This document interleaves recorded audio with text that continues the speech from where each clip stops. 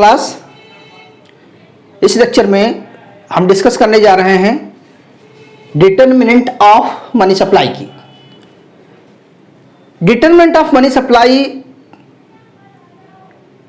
में आपको ये चीजें फाइंड करना है कि वो कौन कौन से फैक्टर्स हैं, वो कौन कौन से एलिमेंट्स हैं जो मनी सप्लाई को इन्फ्लुएंस करते हैं। मनी सप्लाई मार्केट में इंक्रीज होगी या डिक्रीज होगी, वो कौन से वेरिएबल हैं। क्योंकि हमने आपको मॉनेटरी पॉलिसी कराया, मॉनेटरी पॉलिसी के टूल्स पढ़ा दिए आपको, फिर मैंने मॉनेटरी पॉलिसी को मेजरमेंट, मॉनेटरी पॉलिसी के जितने भी स्टेप्स हैं, मनी मल्टीप्लायर पढ़ा दिया आपको, करेंसी मल्टीप्लायर पढ़ा दिया आपको, क्रेडिट मल्टीप्लायर पढ़ा दिया आपको। तो हमने लास्ट क्लास में देखा कि जो मॉनेटरी सप्लाई है वो करेंसी, ये मल्टीप्लायर पे डिपेंड करता है, जिसे हम मनी मल्टीप्लायर बोलते हैं। तो ये मल्टीप्लायर है, लेकिन मनी मल्टीप्लायर को और उसको मॉनेटरी बेस, यानी कि मॉनेटरी बेस को हम हाई पावर्ड मनी बोलते हैं, आपको बताए थे। और फिर मनी सप्लाई, यानी कि मनी सप्लाई अगर हम एम से डिनोट करते थे और आपको बताए थे, इस चीज पूरे फंक्शन को हमने स्मॉल एम से डिनोट किया था। तो यानी कि हम ऐसा बोलेंगे कि money supply is equal to money multiplier into high powered money. And इस मनी मल्टीप्लायर में दो चीजें कराया था, आपको याद होना चाहिए। इससे बढ़ाया था currency multiplier, multiplier and deposit multiplier. दोनों मल्टीप्लायर मिलाकर के मैंने एक फार्मूला बनाया था, जिसे हम मनी मल्टीप्लायर का फार्मूला बोलते हैं। तो इस फार्मूले से ही आपको सारी चीजें क्लियर हो जाएगी, क्योंकि मैंने बताया था कि what are the main determinant. तो यानी कि डिटरमिनेंट में क्या सा डिटरमिनेंट आ गया भाई, इसमें डिटरमिनेंट यह आ गया कि मनी सप्लाई किस पे डिपेंड करेगी। तो मनी सप्लाई डिपेंड करेगी CRR पे, जिसे हम रिजर्व रिक्वायर रेशो बोलते हैं, एक्सेस रिजर्व रिक्वायर रेशो बोलते हैं, करेंसी डिपॉजिट रेशो बोलते हैं। तो यानी कि ये 3 वेरिएबल तो हो ही गए, प्लस मॉनेटरी बेस भी हो गया।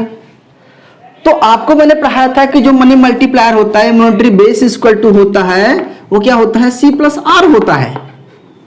और R की जगह पे हम क्या रखते थे, RR और ER रखते थे। और आपको पता है कि मनी सप्लाई बराबर होता था करेंसी प्लस डिपॉजिट। ठीक है, अब हम दोबारा से नहीं बता रहे हैं आपको सारी बातें।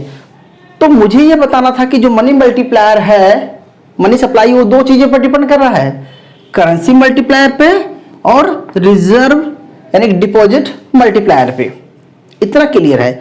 अब मैं जस्ट आगे चलता हूं और आपको यह प्रूव करता हूं कि ये डिटरमिनेंट कैसे वर्क करते हैं। देखिए, अगर आपको मनी सप्लाई निकालना है तो money multiplier into high powered money. अगर आपको हाई पावर्ड मनी निकालना है तो हाई पावर्ड मनी निकालना तो क्या करेंगे, सिंपल सा है कि मनी सप्लाई से मनी मल्टीप्लाई से डिवाइड कर देंगे। और अगर आपको मल्टीप्लायर निकालना है, अगर मनी मल्टीप्लायर निकालना है तो money supply one high powered money कर देंगे। एग्जांपल में कोई भी न्यूमेरिकल आए, इस तरह से आप सॉल्व कर लेंगे। मुझे मेन जो कंसर्न है आपका यहां है कि अगर आपको हाई पावर्ड मनी पता हो गई, मनी सप्लाई निकालना पता हो गया, मनी मल्टीप्लायर पता हो गया, तो आपको डिटरमिनेंट फाइंड करने में कोई प्रॉब्लम्स नहीं आएगी। तो पहला डिटरमिनेंट देखिए, मॉनेटरी बेस है। First determinant monetary base. अब बताएंगे मॉनेटरी बेस का मनी सप्लाई के साथ क्या रिलेशन होता है। तो आपको मैंने क्लास बताया था कि मनी सप्लाई चेंज होगी तो मॉनेटरी बेस चेंज होगा, मॉनेटरी बेस चेंज होगा तो मनी सप्लाई चेंज होगी। अब मैं एक एग्जांपल के थ्रू कराता हूं।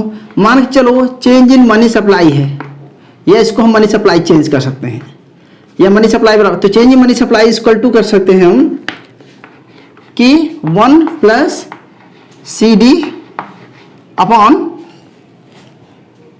RR plus CD excess deposit plus CD, okay, और इनटू चेंज मॉनेटरी बेस।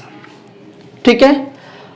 अगर मैं एक न्यूमेरिकल एग्जांपल लूं, जैसे आपको क्लास में पिछली क्लास में बताया था, तो न्यूमेरिकल एग्जांपल लेता हूं कि अगर मैं मान के चलूं कि भैया RR हमारा 20% है और हमारा एक्सेस डिपॉजिट अगर हम माने 5% मान लें, और हमारा करेंसी डिपॉजिट अगर हम 25% एज्यूम कर लें और मॉनेटरी बेस हम ले लेते हैं क्लास कितना 350।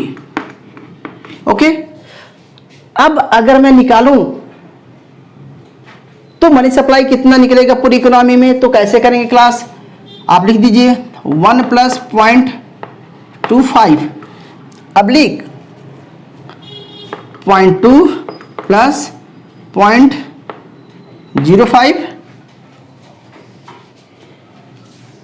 + 0.25 ब्रैकेट क्लोज, ये मनी सप्लाई आ जाएगा इनटू 350।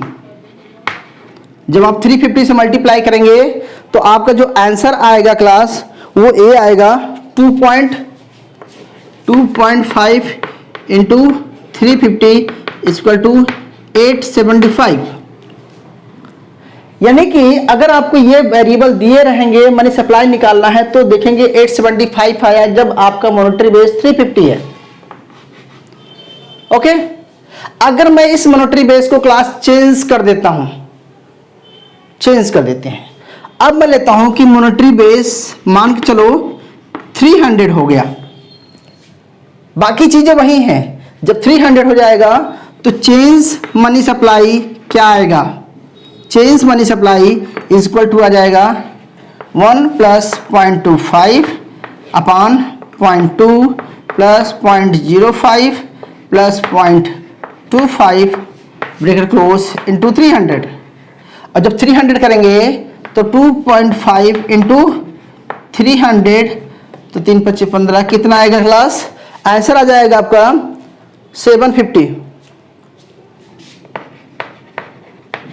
ओके, तो आपको 750 क्लास निकला तो इसका रिजल्ट क्या आया, क्या रिलेशन निकला कि जब मॉनेटरी बेस यानी कि क्लास ये निकला कि मॉनेटरी बेस डिक्रीज होगा तो मनी सप्लाई क्या होगी, डिक्रीज होगी। एक monetary base decrease, money supply decrease. और अगर आप मॉनेटरी बेस देखिए, अगर आपने मॉनेटरी बेस इंक्रीज कर दिया तो मनी सप्लाई इंक्रीज हो गई, और अगर आपने मॉनेटरी बेस डिक्रीज कर दिया तो मनी सप्लाई डिक्रीज हो गई।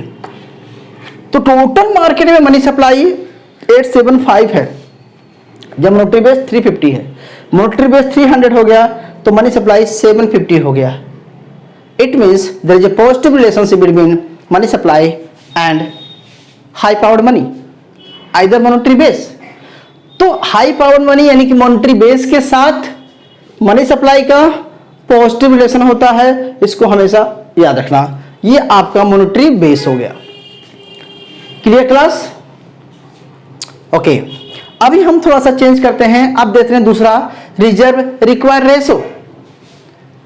अगर हम रिजर्व रिक्वायर्ड रेशो की बात करें तो इसके साथ क्या रिलेशन निकलेगा, इसको भी हम देख लेते हैं। अगर रिजर्व रिक्वायर्ड रेशो के साथ देखेंगे, मैं मान के चलो क्लास मैं बोलता हूं कि चलो अभी हमारा मॉनेटरी बेस वही रहेगा। ओके, मॉनेटरी बेस चेंज नहीं करेंगे।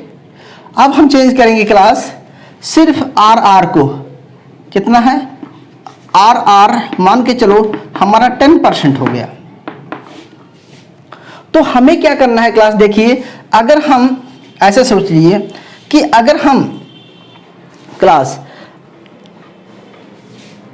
मान के चलो 350, इसको हम चेंज नहीं करेंगे, ये इंटू 350 रहेगा। ओके, ये 350 रहेगा, मॉनेटरी बेस चेंज नहीं हो रहा है। और तो कितना निकलेगा, यहां पर आएगा 875। ओके, अगर हम क्या कर रहे हैं क्लास, अगर इसको चेंज कर दें, 0.2 था तो 875 आ रहा है, और अगर मैं इस पॉइंट को 10% कर दिया, कितना 10% करें यानी कि 0.1 कर दिया। जब आपने इसको 0.1 कर दिया यानी कि 10% कर दिया तो आपका आंसर आएगा 3.125 इंटू 350 इज इक्वल टू आ जाएगा क्लास, इतना आ जाएगा 1093। मतलब मैंने क्या किया, कुछ नहीं किया, सेम इसी इक्वेशंस में, इस इक्वेशंस में और इस इक्वेशंस में दो बार मैंने किया कि एक बार 0.2 रखा, दूसरी बार 0.1 रखा, मतलब 20% एंड 10%। 20% पर मनी सप्लाई कितनी आ रही है, 875 आ रही है, और 10% पर मनी सप्लाई ज्यादा हो रही है। तो क्या रिलेशन निकला, आपका रिलेशन निकला कि जब मार्केट में आर अगर इंक्रीज होगा, आर इंक्रीज होगा, तो मनी सप्लाई भी क्या होगी, डिक्रीज होगी। क्योंकि देखो जब ये 20% है तो मनी सप्लाई कितनी है, 875 है, और जब ये आर हमारा कितना हो गया, 10% हो गया, तो मनी सप्लाई 1093 आ गई। It means there is a positive relationship between reserve require ratio and money supply. तो यानी कि जो मेन डिटर्मिनेंट है ये भी डिटर्मिनेंट के साथ पॉजिटिव निकल गया, इस डिटर्मिनेंट के साथ इनवर्स रिलेशन आ गया। देयर इज इनवर्स रिलेशन, यानी कि आर बढ़ेगा तो मनी सप्लाई बढ़ेगी घटेगी, और आर कम होगा तो मनी सप्लाई बढ़ेगी। यानी कि there is a positive negative relation between reserve require ratio and money supply. Clear है, क्लास क्लियर, ओके। अब हम लेते हैं तीसरा example, reserve excess reserve ratio. Excess reserve ratio को भी हम चेंज करके देखते हैं, तो देखते हैं कि पॉजिटिव निकलता है कि नेगेटिव निकलता है। तो क्लास में बार बार नहीं लिख रहा हूं, जस्ट थोड़ा सा मिटा रहा हूं, ठीक है। आपने क्या करना है क्लास, इसको हम 20% रख रहे हैं, यानी कि अब हम सबको सेम रखेंगे, लेकिन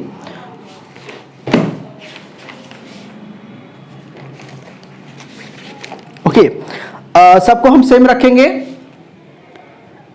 इसको चेंज करेंगे, ठीक है। तो 0.05 है,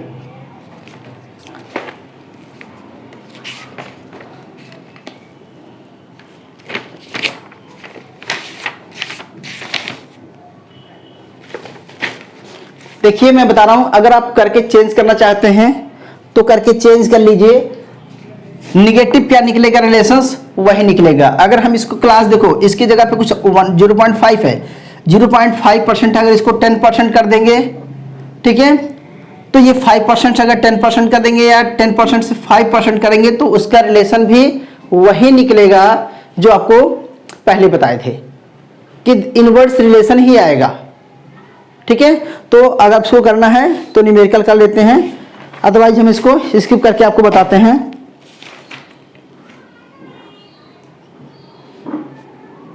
ठीक है, क्लियर हुआ। कुल मिला के आपने करना क्या है क्लास की, कोई भी एग्जांपल ले लेना, 0.5 है या 5% है, तो यहाँ पर 5% है, हम 5% को चेंज करके देखेंगे तो निकलेगा वही कि जब ये आर एक्सेस रिजर्व कम होगा तो मनी सप्लाई ज्यादा होगी, अगर ये ज्यादा होगा तो मनी सप्लाई कम निकलेगी, तो रिलेशंस वही निकलेगा। 3 एलिमेंट्स हो गए, यानी कि इसके साथ भी आपका इनवर्स रिलेशन निकला। Inverse relation between money supply and reserve require ratio की बात कर रहे हैं। अब हम बात करेंगे क्लास लास्ट की, तीसरा है CD, क्या है, करेंसी डिपॉजिट रेशो के साथ। तो आपको पहले बता दूं कि करेंसी डिपॉजिट रेशो के साथ भी इनवर्स रिलेशन निकलेगा कि अगर करेंसी डिपॉजिट रेशो बढ़ा देंगे तो क्या होगा, मनी सप्लाई कम हो जाएगी, क्योंकि लोगों के पास कैश जाएगा तो बैंक में पैसा जाएगा नहीं, और अगर हम इसको घटा देंगे तो मार्केट में पैसा ज्यादा डिपॉजिट होगा, क्योंकि कैश कम रखेंगे तो डिपॉजिट ज्यादा होगा तो मल्टीप्लायर ज्यादा वर्क करेगा। तो यहां भी इनवर्स रिलेशन ही शो करेगा। इसके लिए हम इसका न्यूमेरिकल करा देते हैं, ठीक है। देखिए क्लास, हम पहले क्या करेंगे, इसको 25% रख रहे हैं, ठीक है। अभी हमने किया कि CD को चेंज कर दिया, 50% कर दिया। तो एक बार 50% करके देखिए और एक बार आप 25% करके देखिए। तो अगर हम 25 रखते हैं, अगर रेशो सेम चीज रखते हैं, ठीक है, तो कितना आएगा 875, ठीक है। लेकिन अगर मैं इसकी जगह पे, देखो यहां पर 5 है, अब इसकी जगह पे हम क्या करेंगे, अगर हम 5% रख दें, ठीक है, 0.5, और यहां भी कर दें 0.5, तो क्या निकलेगा, यानी कि 50% कर दिया तो क्या निकलेगा, तो आपका क्लास निकलेगा 2 × 350 = 700। यानी कि सेम एग्जांपल्स को मैंने क्या किया, अगला वेरिएबल चेंज कर दिया, इस वेरिएबल को 25% था तो 875 निकल रहा था, और जब ये 50% हो गया तो 700 आ गया। तो क्या निकला कि जो अगर CD करेंसी डिपॉजिट रेशो अगर इंक्रीज हो जाएगा तो मनी सप्लाई क्या हो जाएगी, डिक्रीज हो जाएगी, और अगर करेंसी डिपॉजिट रेशो डिक्रीज हो जाएगा, ठीक है, डिक्रीज हो जाएगा, तो मनी सप्लाई क्या हो जाएगी, इंक्रीज हो जाएगी। इस एग्जांपल से आपको समझ में आ गया होगा। मैं इसलिए एग्जांपल लेकर समझा रहा हूं कि आपको क्लियरिटी आ जाए। तो देखो क्लास, मैंने 5 चीजें बताया कि मॉनेटरी बेस के साथ पॉजिटिव, बाकी इन तीनों वेरिएबल के साथ क्या निकलेगा, रिजर्व रिक्वायर रेशो के साथ, एक्सेस रेशो के साथ, और करेंसी डिपॉजिट रेशो के साथ नेगेटिव रिलेशंस आपको मिलेगा। ये आप समझ जाना अच्छी तरह से, ठीक है। अब हम बात करेंगे क्लास, 2-3 चीजें और हैं, इसको ऐसे ही समझाना है शॉर्टकट में आपको, ओके, मिटाने की जरूरत नहीं है, आप नोट कर लेना। देखिए अगला है market interest rate of loan. अगर मार्केट में लोन्स का इंटरेस्ट रेट कम है तो मार्केट मनी सप्लाई क्या होगी, ज्यादा होगी, क्योंकि अगर इंटरेस्ट रेट कम मिल रहा है आपको तो आप ज्यादा लोन्स लेंगे, ठीक है। और बैंक भी, अगर RBI से कमर्शियल बैंकों को कम रेट पे इंटरेस्ट मिल रहा है मनी, तो आगे वो ज्यादा से ज्यादा लोन प्रोवाइड करेंगे कम रेट पे। यानी कि इन मार्केट में इंटरेस्ट रेट और लोन्स ये भी डिपेंड करता है कि मनी सप्लाई मार्केट में कितना होगी, इंक्रीज होगी या डिक्रीज होगी। यानी कि हम ये इनडायरेक्टली बैंक रेट की बात कर लीजिए आप। अगला है interest rate on borrowing reserve. आप अगर बोरोइंग रिजर्व की बात कर रहे हैं, आपको बताया था रेपो रेट बताया था, आपको रिवर्स रेपो रेट बताया था। कहने का मतलब है कि अगर मार्केट में इंटरेस्ट रेट ज्यादा है तो आप मनी को ज्यादा बैंक में डिपॉजिट करेंगे, क्योंकि आपके सेविंग पे ज्यादा आपको इंटरेस्ट मिल रहा है। अगर आपको सेविंग से बैंक से इंटरेस्ट रेट कम मिल रहा है तो आप बैंक में ना रख करके आप पैसा किसी और मार्केट में लगाएंगे, कहीं और उसको इन्वेस्टमेंट करेंगे। तो यानी कि आप जो रिजर्व बारो करते हैं, रिजर्व क्या है, बारो रिजर्व क्या है, कि जो रिजर्व किसके पास है, RBI के पास जो रिजर्व है या कमर्शियल बैंक के पास जो रिजर्व रखता है उसी को आप उधार लेते हैं, मतलब तो इंटरेस्ट रेट उस पर डिपेंड करता है। अगला बेटा जी, risk on deposit of withdrawals.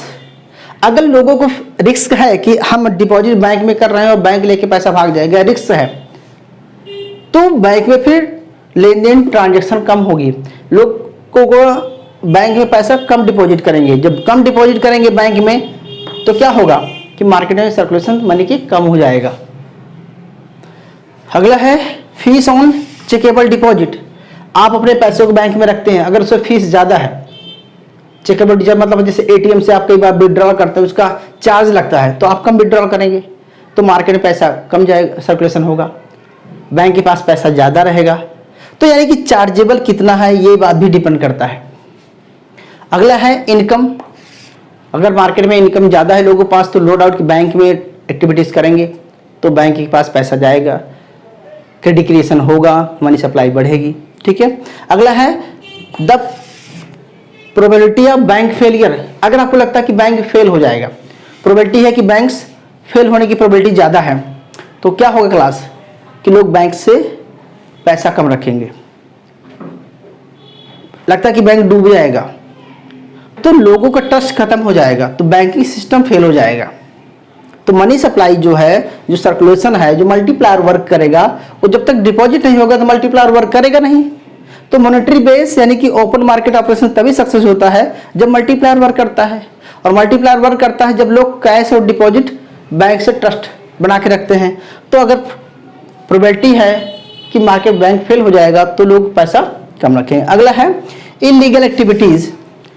अगर सारा वर्क इलीगल एक्टिविटीज से होगा तो बैंक में पैसा नहीं जाएगा, ब्लैक मनी हो जाएगा। जब ब्लैक मनी की बात आएगी तो मार्केट में मनी सप्लाई कम रहेगी, क्योंकि सिस्टम जो मनी सप्लाई का है वो फेल हो जाएगा, क्योंकि डिपॉजिट होगा नहीं, ये चीजें वर्क करेगी नहीं।